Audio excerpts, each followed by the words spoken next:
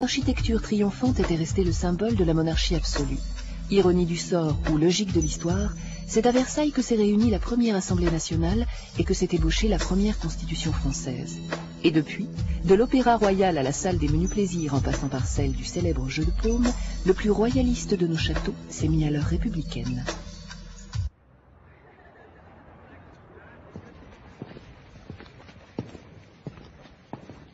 De part et d'autre de cette galerie, le jour du congrès, vous avez la garde républicaine avec les tambours qui sont là également pour rendre les honneurs au président du congrès et au secrétaire du bureau. Dans cette entrée, vous avez 2 rangées d'huissiers. Et ma place est ici pour accueillir le président. Vous avez au pied de cette tribune un huissier qu'on appelle l'aboyeur qui annonce « Monsieur le Président ». À ce moment-là, où tous les parlementaires se lèvent justement pour lui rendre hommage.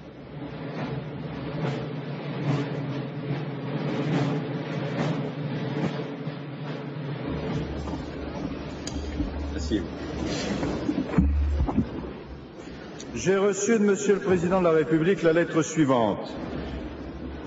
J'ai décidé de soumettre ce projet au Congrès en vue de son approbation définitive dans les conditions prévues par l'article 89 de la Constitution.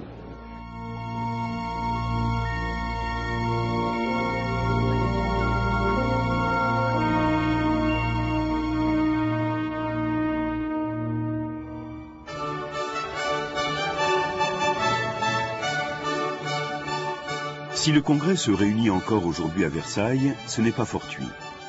2 grands épisodes de l'histoire de France ont déterminé ce lieu pour cette fonction. Le château de Versailles, voulu par Louis XIV, est devenu au fil des siècles le symbole de la royauté toute puissante. Mais c'est aussi à Versailles que naît la première Assemblée nationale, étape importante vers la démocratie. En janvier 1789, pour régler les problèmes financiers du royaume, Louis XVI décide de réunir les États généraux à Versailles. Il s'agit d'une assemblée composée de députés élus par les 3 ordres, clergé, noblesse et tiers-état. Le 5 mai, les 1139 députés sont enfin réunis, non loin du château, dans la salle des menus plaisirs. Cette salle, dépendance du palais royal, n'existe plus. Il ne reste que les fondations. Il faut imaginer cette salle évidemment beaucoup plus grande que ces maigres vestiges que nous avons sous les yeux. D'abord la salle de réunion en elle-même, entourée d'une vaste colonnade où peut se tenir le public. Donc imaginez une salle immense pouvant contenir les 1200 députés, mais également environ 2000 spectateurs. Cette ouverture des États généraux a souvent été représentée en images. On lui concentre de nouveaux impôts. Et les députés, principalement les députés du tiers, eux espèrent beaucoup plus des réformes, l'égalité devant l'impôt et pourquoi pas une constitution. En réaction, le tiers-État propose la réunion des 3 ordres en une seule assemblée. Le 17 juin, avec près de la moitié des nobles et 12 membres du clergé, il déclare représenter seule la nation et adopte le nom d'Assemblée nationale.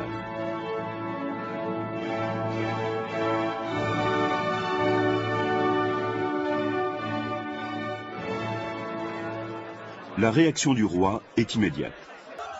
Aujourd'hui, cette salle du jeu de paume qui jouxte le château existe toujours, et elle a été transformée en musée pour évoquer la journée du 20 juin 1789. Dans cette salle, destinée sous l'Ancien Régime à un jeu de bal, les députés prêtent le serment de ne pas se séparer avant d'avoir donné à la France une constitution. Les choses se passent très vite en ce 20 juin 1789. En gros, entre 10h30 et 11h30 a lieu l'événement. La foule se bouscule un peu partout. Rappelons qu'il y a environ 3000 personnes, y compris les députés et les spectateurs, qui se bousculent dans les galeries et aussi bien même par les fenêtres. Les gens regardent par les fenêtres l'événement, ovationnent les députés. Enfin, tout cela se passe dans un grand enthousiasme. Mais après une nouvelle séance des États généraux à Versailles, le conflit entre le roi et le tiers-État. Dès lors, l'ensemble du clergé et de la noblesse rejoint le tiers-État dans cette nouvelle assemblée que l'on nomme constituante. Mais le souverain envisage de rétablir par la force la monarchie absolue. À tout le royaume.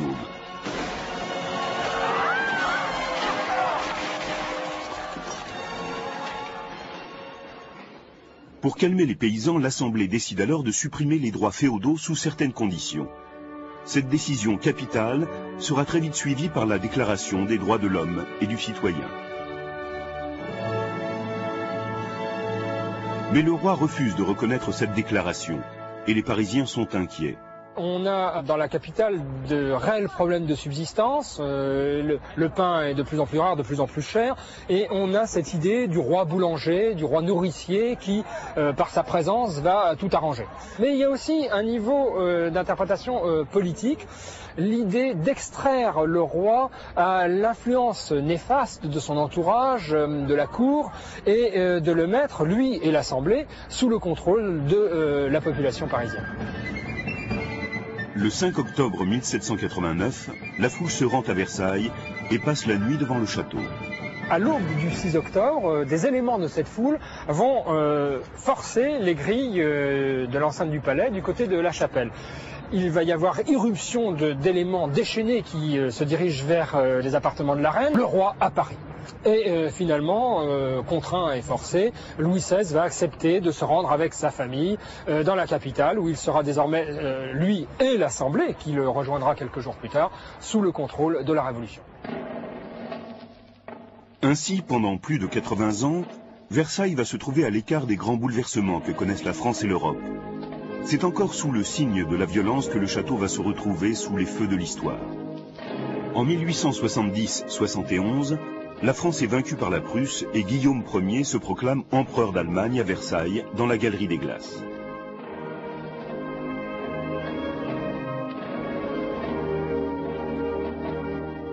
C'est aussi dans cette ville de la royauté que Thiers décide de réunir les pouvoirs exécutifs et législatifs. Ce choix convient parfaitement à une assemblée issue de la province et essentiellement composée de notables. Ce sont les débuts de la Troisième République et l'objectif principal est de signer la paix imposée par l'Allemagne. La raison essentielle pour laquelle Thiers s'installe à Versailles, c'est qu'il craint la réaction des Parisiens. Thiers veut véritablement imposer la paix et les Parisiens veulent continuer la guerre. Par ailleurs, Paris est en ébullition. Paris est le siège de tous les socialismes. C'est la deuxième raison qui amène Thiers à décider qu'au fond, pour le cas où il y aurait une insurrection, et ce sera effectivement vérifié avec la Commune, ces armées puissent venir encercler la ville et régler son compte à la Commune. En choisissant de s'installer sous les ors de l'Opéra Royal, l'Assemblée va accentuer son opposition avec une population parisienne composée d'ouvriers, d'artisans et de petits bourgeois. Les communards demandent alors la déchéance du gouvernement de Thiers. Aux yeux des communards, Versailles représente le mal absolu. C'est d'abord le symbole de la monarchie, mais c'est ensuite le symbole de la paix honteuse. Et puis enfin, c'est une injure grave. Paris est de façon immémoriale la capitale de la France. Et tout d'un coup, le gouvernement, l'Assemblée, décide qu'ils n'ont plus confiance dans la ville des révolutions. On craint le sursaut de ceux qui n'acceptent pas la capitulation devant l'ennemi. Ainsi, Thiers, avec l'appui de l'Assemblée, décide de réprimer l'insurrection des communards. Ce sera la semaine sanglante.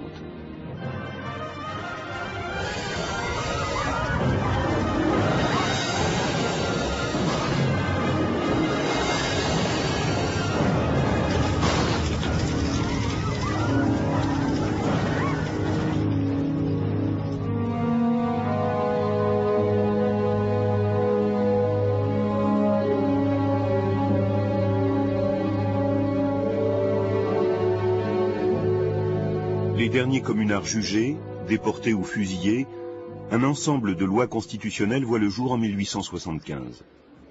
Paradoxalement, alors que la République s'installe, les majorités demeurent monarchistes jusqu'en 1879. Désormais, 2 assemblées sont élues. Elles vont siéger à Versailles pendant encore 4 ans. L'Opéra Royal est affecté au Sénat et une nouvelle salle est attribuée aux députés dans l'aile du Midi. Il faut attendre janvier 1879 pour que la France ait enfin un président républicain. C'est la raison pour laquelle, au mois de juin 1879, on décide que les 2 chambres siégeront désormais à Paris. Paris redevient en quelque sorte la capitale du pays, la capitale où siègent les 2 assemblées. On va cependant conserver Versailles, à la fois pour élire le président de la République, qui est élu par les 2 chambres, et également pour les révisions de la Constitution. Ainsi, depuis l'été 1789, les péripéties de l'histoire ont fait de Versailles une ville qui accueille des assemblées parlementaires. Les événements des débuts de la Troisième République ont suscité la création d'un vaste hémicycle qui permet encore aujourd'hui la réunion de l'Assemblée nationale et du Sénat. Les deux chambres ainsi réunies constituent le Congrès.